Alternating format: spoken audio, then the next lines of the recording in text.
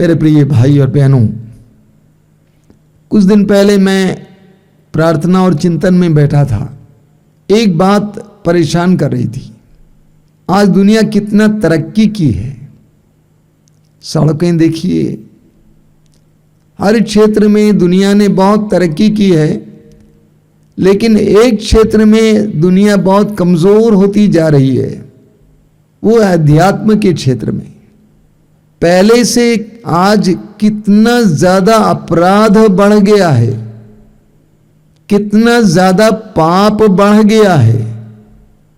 2 साल पहले कोरोना आपदा आया था और हम सभी लोग बहुत ज्यादा दुखी थे। लॉकडाउन हुआ सारी दुनिया में, क्योंकि हजारों लोग मारे गए थे। लेकिन आज मनुष्य को मार रहा है। प्रतिदिन हजारों लोगों को मनुष्य मार रहा है। जरा सोचिए, कितने महीनों से रूस और यूक्रेन के बीच युद्ध चल रहा है। कितना पैसा बर्बाद हो रहा है, आप गिन नहीं सकते हैं। अरबों खरबों खरबों खरबों, कितनी जानें जा रही हैं, कितनी इमारतें गिराई जा रही हैं। आज फिलिस्तीन और इस्राएल के बीच में युद्ध चल रहा है। कितने मासूम बच्चे मारे जा रहे हैं। ऐसा क्यों है? एक तरफ मनुष्य अपने आप को ज्यादा विकसित, सभ्य और शिक्षित मानता है, तो दूसरी तरफ अपराध बढ़ते जा रहा है। ऐसा क्यों है? क्योंकि मनुष्य ने अपराध बोध खो दिया है। मनुष्य ने अपराध बोध खो दिया है। पुराने जमाने में लोगों के पास विवेक था, वे भलाई और बुराई को परख पाते थे, पाप और पुण्य को परख पाते थे। लेकिन आज मनुष्य का पाप बोध और अंतःकरण एक तरह से मर गया है, और दूसरी तरफ मनुष्य भोग भी रहा है। इतनी सारी बीमारियां, इतने सारे अस्पताल, इसके बावजूद कितनों की मौत हो रही है। ऐसा क्यों? हमें बचपन में सिखाया गया कि अगर तुम पाप करोगे प्रभु मारेगा, झूठ बोलोगे प्रभु मारेगा। लेकिन बाइबल में हमें यह नहीं सिखाया जाता, कम से कम नए विधान में यह नहीं सिखाया जाता है। नए विधान हमें यह सिखाता है कि प्रभु पापियों से प्यार करता है। प्रभु यीशु ने स्वयं कहा, जो खो गया था मानव पुत्र उसी को ढूंढने और बचाने आया है। लूकास अध्याय 19 वाक्य 10। सच्चाई क्या है? सच्चाई यह है कि पाप मनुष्य को मार रहा है। पाप ही मनुष्य को मार रहा है। एजेकियल नबी का ग्रंथ अध्याय 18 वाक्य 14 में प्रभु कहते हैं, जो पाप करेगा वो मरेगा। जो पाप करेगा वो मरेगा। एजेकियल नबी अध्याय 14 वाक्य 30 में प्रभु कहते हैं, तुम मेरे पास लौटकर अपने सब पापों को त्याग दो, कहीं ऐसा ना हो कि तुम्हारे अपराधों के कारण तुम्हारा विनाश हो जाए। तुम्हारे अपराधों के कारण तुम्हारा विनाश हो जाए। पाप मनुष्य को मारता है। जैसे कैंसर अंदर रहता है, वो कैंसर धीरे धीरे पूरे मनुष्य के शरीर को अपनाता है, हड़प लेता है और मार डालता है मनुष्य को। उसी तरह जब तक पाप हमारे अंदर है, वो हमें कैंसर की तरह मार डालेगा। रोमियो के पत्र की अध्याय 6 वाक्य 23 में संत पौलुस हमें बताते हैं, बार बार हम ये वचन सुनते हैं, पाप का वेतन मृत्यु है। मनुष्य पाप करते जाता है। जितना वो पाप करते जाता है उतना उसका वेतन भी बढ़ता जाता है, वो मौत की ओर अग्रसर होता बढ़ रहा है। तो सच्चाई यह है कि पाप ही मनुष्य को मारता है। लूकास के सुसमाचार के अध्याय 13 वाक्य 3 और 5 में प्रभु कहते हैं, यदि तुम पश्चाताप नहीं करोगे तो तुम सबके सब नष्ट हो जाओगे। यदि तुम पश्चाताप नहीं करोगे तो तुम सबके सब नष्ट हो जाओगे। यानी पाप तेरा विनाश करेगा। जिस पाप के द्वारा तू मजा ले रहा है वही पाप तेरा विनाश करेगा। जिस पाप के द्वारा तू पैसा बटोर रहा है वही पाप तेरा विनाश करेगा। पाप तुम्हारा विनाश करेगा। अगर मनुष्य पश्चाताप ना करें, पाप को छोड़कर प्रभु की ओर ना मुड़े, तो वो पाप उसका विनाश करेगा। प्रभु यीशु के 12 प्रेरितों में से एक था यूदा इस्करियोती। उसने यीशु को पकड़वाया था। चांदी के 30 सिक्कों के लिए यीशु को पकड़वाया था। उसके अंदर वो पाप था, लालच का पाप। आप जानते नतीजा क्या है? उसने अंत में आत्महत्या की। प्रभु कहते यदि तुम पश्चाताप नहीं करोगे तो तुम्हारा पाप तुम्हारा विनष्ट करेगा, विनाश करेगा। पाप हमारे स्वभाव और स्वरूप को बदल देता है, बिगाड़ देता है। 1-2 साल पहले एक पत्रिका में मैं एक लड़के का साक्ष्य सुन रहा था। युवक था, गिरजाघर के बगल में रहता था, बहुत अच्छा लड़का था, हर काम में आगे था, गांव के लोगों के लिए सबसे मददगार लड़का। सभी लोग बहुत चाहते थे और प्यार करते थे। लेकिन अचानक उसके माँ बाप ने देखा कि ये लड़का चुप हो रहा, मौन हो रहा है और अपने कमरे में छिप रहा है। बाहर नहीं जाता, गिरजाघर नहीं जाता था, किसी से मिलना जुलना नहीं चाहता था, बहुत ज्यादा चिड़चिड़ापन था उसके अंदर। उसके माँ बाप उसको पकड़कर वहां की पल्ली पुरोहित, वहां के फादर के पास ले गए और इस फादर को वो बहुत मानता था।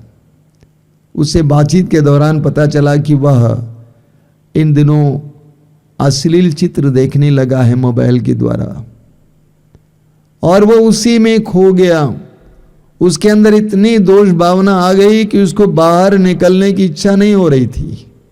पाप ने कैसे उस सुंदर लड़के को, उस अच्छे युवक को बर्बाद कर डाला।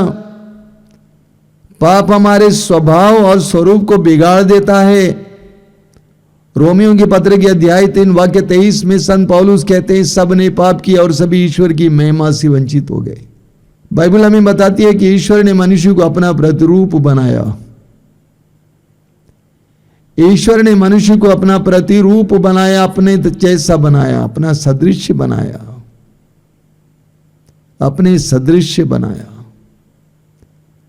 लेकिन जब मनुष्य पाप करता है उसका स्वभाव और स्वरूप बिगड़ जाता है। उसका स्वभाव और स्वरूप बिगड़ जाता है। जरा उदाहरण लीजिए, उत्पत्ति ग्रंथ के अध्याय 3 में आदम और एवा का कहानी है, लेकिन बहुत ही गहरी और अर्थपूर्ण कहानी है। आदम और एवा के बारे में वचन में लिखा हुआ कि ईश्वर ने अपना प्रतिरूप बनाया, अदन बगान के मालिक बनाया। लेकिन आदम और एवा ने पाप किया तो वचन में लिखा हुआ है कि उनकी आंखें खुल गई और उन्होंने देखा कि वे नंगे हैं। वे नंगे हो गए, खोखले हो गए, उद्देश्यहीन हो गए, अर्थहीन हो गए, खाली हो गए। और वचन में लिखा हुआ कि वे डर गए, भाग गए ईश्वर से, पेड़ों के पीछे छिपने लगे। कैसे इंसान का स्वभाव बिगड़ जाता है जब पाप उसके अंदर आ जाता है। पाप इंसान के स्वभाव को ही बिगाड़ देता है। हम पढ़ेंगे स्तोत्र 38 में स्तोत्र 38 उसके वाक्य 4 से हम पढ़ेंगे। वचन में लिखा हुआ है, मेरे पाप के कारण मेरी समस्त हड्डियां छीज रही हैं। मेरे पाप के कारण मेरी समस्त हड्डियां छीज रही हैं। मेरे अपराधों का ढेर मेरे सिर से भी ऊंचा हो गया है। भारी बोझ की तरह मैं उन्हें ढोने में असमर्थ हूं। मेरी मूर्खता के कारण मेरे घावों में पीप पड़ गई और उनसे दुर्गंध आती है। मैं झुक गया हूं, अत्यंत दुर्बल हूं और दिन भर उदास चलता फिरता हूं। मेरी कमर में जलन है, मेरा शरीर अस्वस्थ है।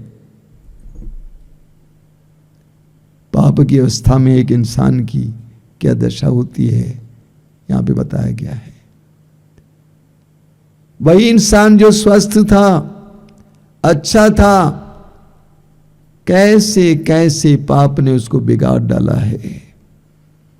तो पाप हमारे स्वभाव और स्वरूप को बिगाड़ देता है। पाप एक फंदा है। इब्रानियों के पत्र के अध्याय 12 वाक्य 1 में लिखा हुआ है, पाप मनुष्य को उलझाता है। पाप के द्वारा शैतान मनुष्य को उलझाता है और जो मनुष्य पाप करने लगता है वो उलझते जाता है, वह उलझते जाता है। इसलिए यूहन्ना के सुसमाचार के अध्याय 8 वाक्य 34 में प्रभु यीशु कहते हैं, जो पाप करता है वो पाप का दास है, पाप का गुलाम बन जाता है। पाप जैसा चाहे वैसे उससे कराता है। पाप जहां चाहे वहां उससे ले जाता है।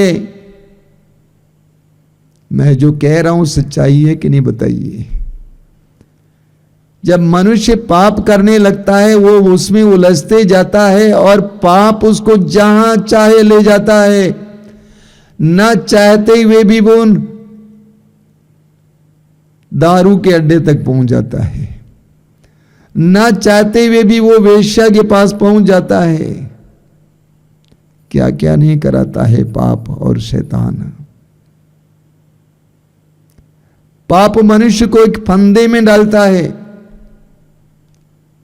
उसको अशांत कर देता है, उसको विह्वल कर देता है, उसको परेशान कर देता है। स्तोत्र 38 वाक्य 19 में स्तोत्रकार कहता है, राजा दाऊद कहता है, मेरे पापों के कारण मैं अशांत हूं।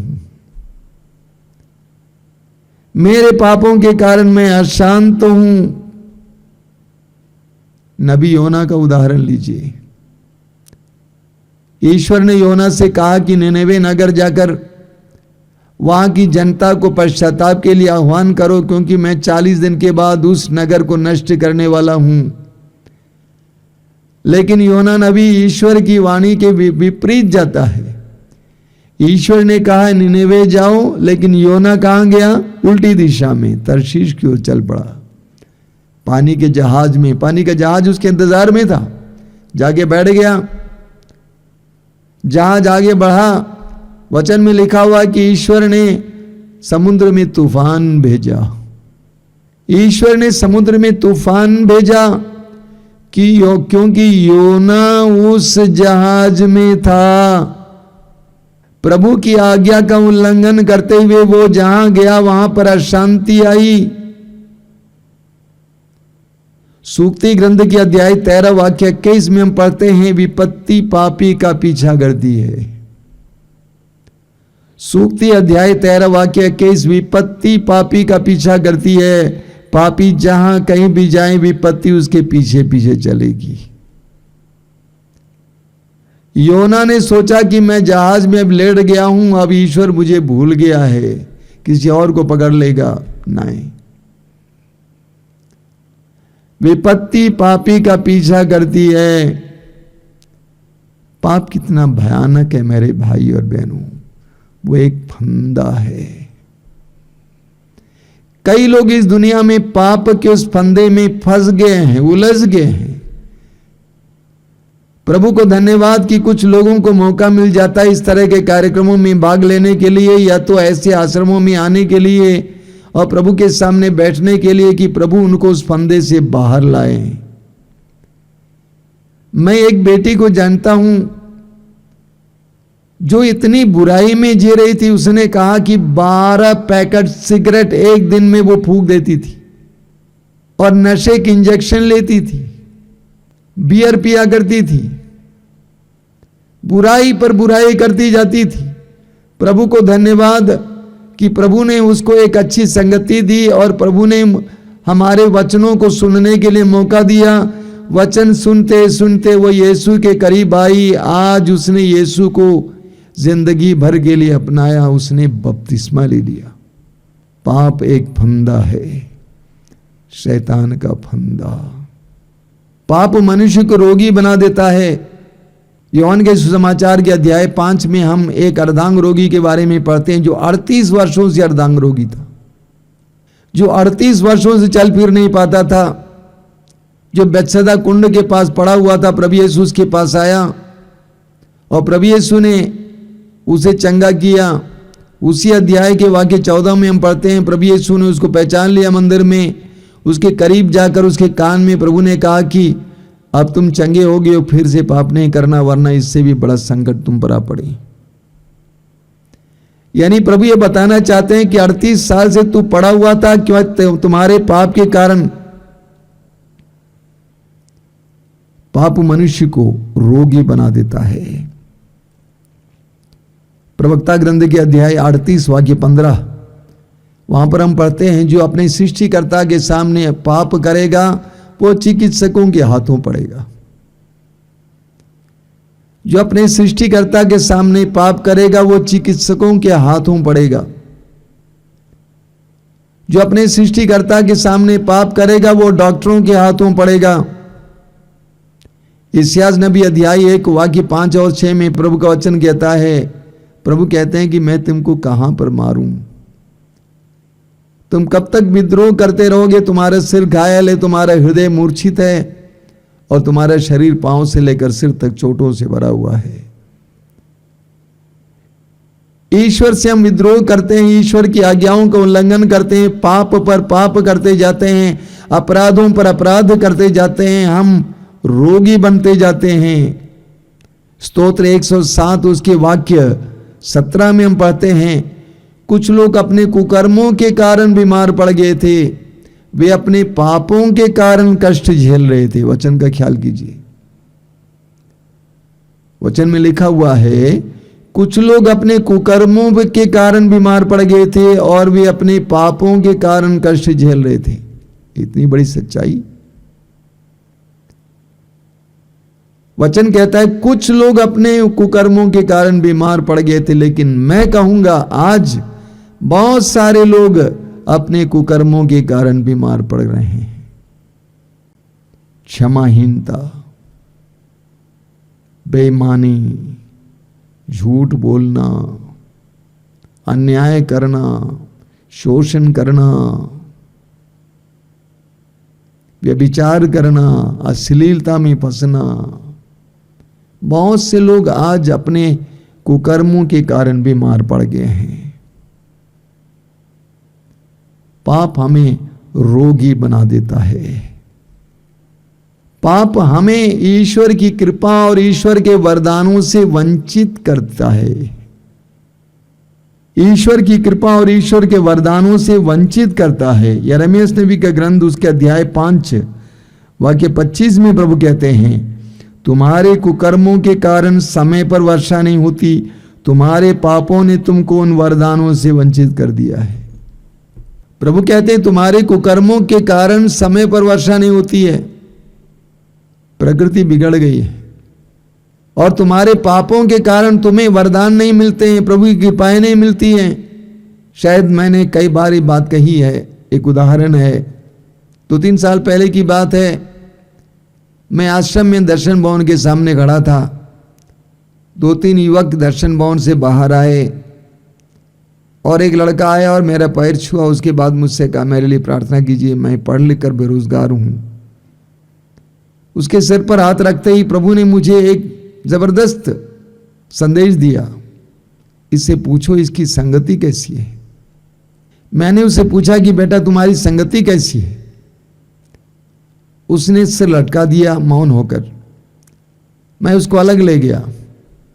अलग ले जाकर मैंने पूछा कि जब मैंने तुमसे पूछा तुम्हारी संगति कैसी है तो तुमने क्यों अपना सिर लटकाया? उसने कहा कि मैं ऐसे लड़कों के साथ रहता हूं जो लड़कियों को इधर उधर करते हैं। तो मैंने कहा बेटा जब तू पाप को साथ दे रहा है तू कैसे कृपा पा सकता है? तू पाप को साथ दे रहा है तू कैसे कृपा पा सकता है? दानियल का ग्रंथ अध्याय 9 में दानियल रो रो कर प्रभु के सामने प्रार्थना करता है कि प्रभु हमने पाप किया इसीलिए हमें ये सब भोगना पड़ रहा है। हमारे पूर्वजों ने पाप किया इसीलिए हमें ये सब भोगना पड़ रहा है। पाप हमें ईश्वर की कृपा और वरदानों से वंचित करता है। कई साल पहले जम्मू में एक कार्यक्रम में गया था, बहुत बड़ी सभा थी। एक माताजी ने अपना साक्ष्य सुनाया। मुझसे मिल नहीं पाई तो किसी और से बताया कि स्वामी जी को बताना, मेरी बहू पहली बार गर्भवती हुई तो उसने सोनोग्राफी किया और उसको पता चला कि ये लड़की है तो उसने उसको गिरा दिया। फिर दूसरी लड़की हुई, फिर ऐसा ही किया, उसने देखा कि लड़की है, उसने गिरा दिया। फिर गर्भवती हुई, फिर देखा कि लड़की है, उसको गिरा दिया, अबॉर्शन करा दिया। अंत में चौथी बार वो गर्भवती हुई, उसको पता चला कि ये लड़का है, उसने संभाला और बच्चे को जन्म दिया। लेकिन जब वो बच्चा 13 साल का हुआ उस समय ईश्वर उसे उठा ले लिया। तब तक मेरी बहू बच्चा उत्पन्न करने की क्षमता में नहीं थी। वो माताजी ये बताना चाहती थी कि प्रभु के विरुद्ध, प्रभु के नियमों के विरुद्ध काम करने से मनुष्य के जीवन में क्या होता है? हम वरदानों से वंचित हो जाते हैं, प्रभु की कृपा से वंचित हो जाते हैं। उत्पत्ति ग्रंथ के अध्याय 4 में हम पढ़ेंगे, आदम और एवा के पुत्र काइन ने अपने भाई हाबिल की हत्या की और उसके पाप के लिए, अपराध के लिए उसे दंड मिला। वो स्वयं कहता है उत्पत्ति ग्रंथ अध्याय 4 वाक्य 14 में, मेरा दंड मैं भोग नहीं सकता हूं। हे ईश्वर, तूने मुझे उपजाऊ भूमि से अलग कर दिया है, इसलिए कि मैंने अपने भाई की हत्या की। मैं अभी से विफल रहूंगा, जीवन में सफलता देख नहीं पाऊंगा। ईश्वर की कृपा से मैं वंचित रहूंगा। पाप कितना भयानक है मेरे भाई और बहनों। पवित्र ग्रंथ पढ़ने से पहले मुझे इस बात का ज्ञान नहीं था। पवित्र ग्रंथ पढ़ते समय मुझे इस बात का एहसास हुआ कि कई बातों का कारण क्या है।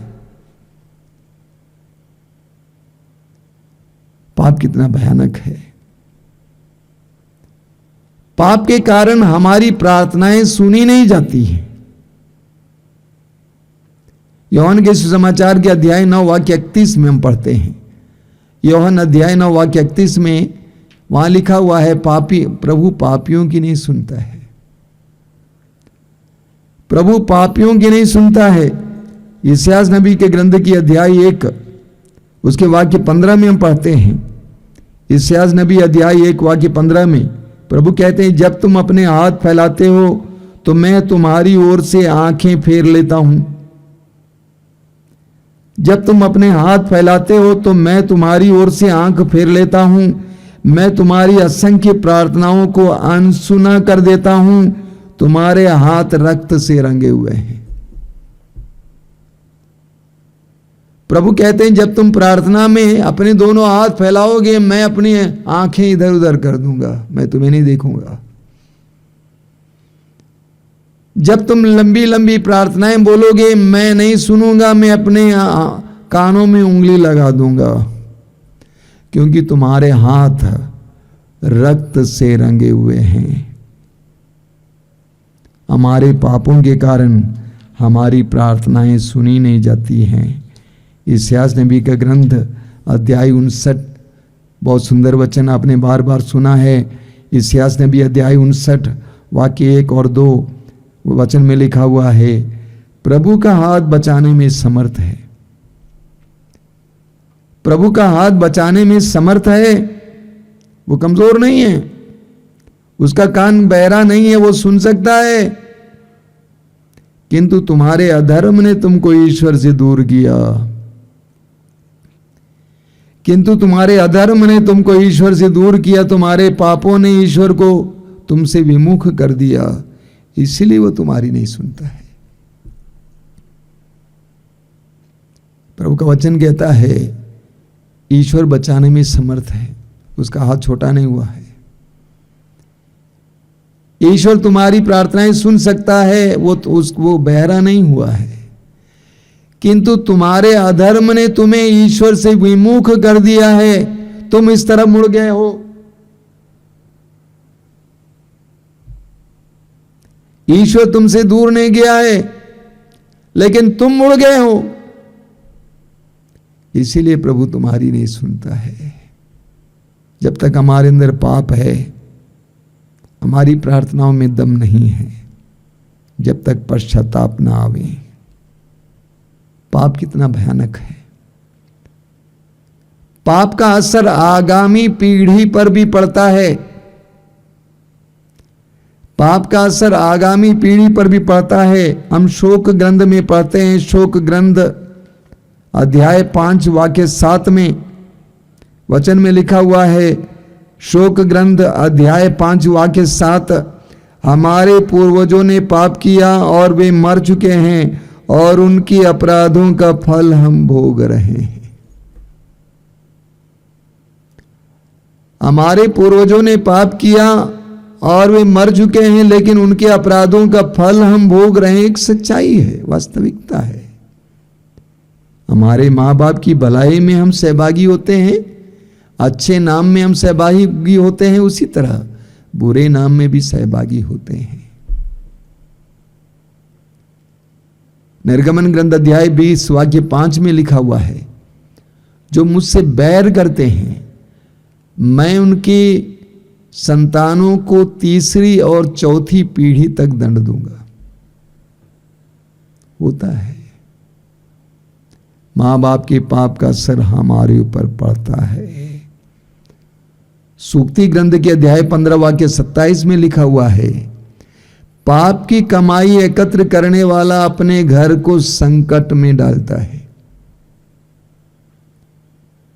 पाप की कमाई एकत्र करने वाला अपने घर को संकट में डालता है, अपने परिवार को संकट में डालता है।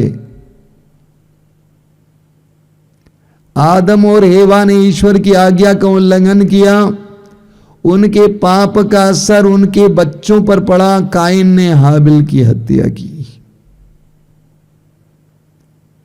दाऊद ने ईश्वर के विरुद्ध पाप किया, व्यभिचार किया, उस नारी के पति को धोखे से मरवा दिया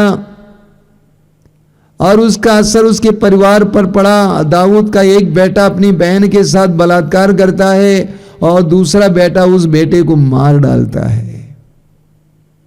विपत्ति पर विपत्ति आ जाती है।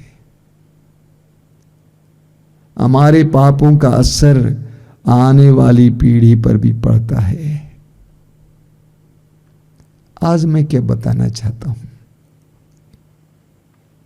इस संसार के बहुत सारे दुख कष्ट पीड़ाओं का एक मुख्य कारण मनुष्य का पाप है।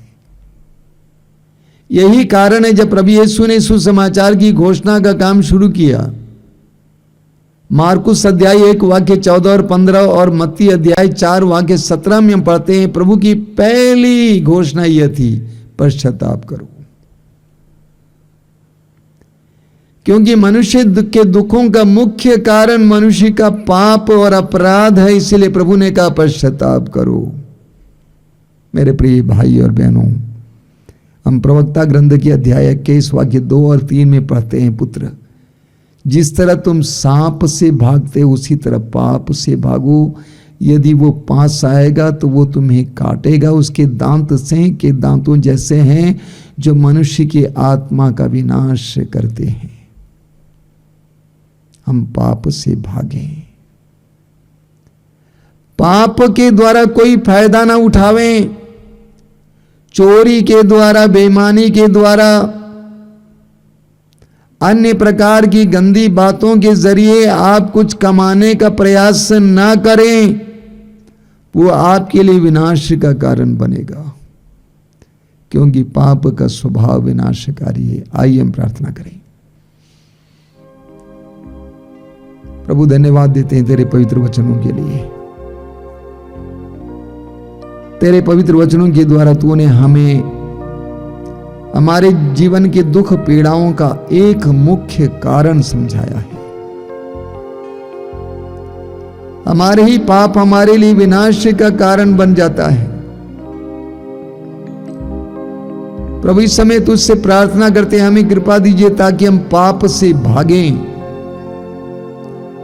ये संसार हमें पाप करने के लिए प्रेरित करता है, बेईमानी के लिए, झूठ के लिए, धोखे के लिए, अश्लीलता के लिए, गंदगी के लिए, इस संसार का तिरस्कार करने के लिए, पाप का तिरस्कार करने के लिए, पाप की प्रतिज्ञाओं का तिरस्कार करने के लिए, पाप से दूर रहने के लिए हमें कृपा दीजिए। धन्यवाद प्रभु, धन्यवाद, धन्यवाद प्रभु, धन्यवाद।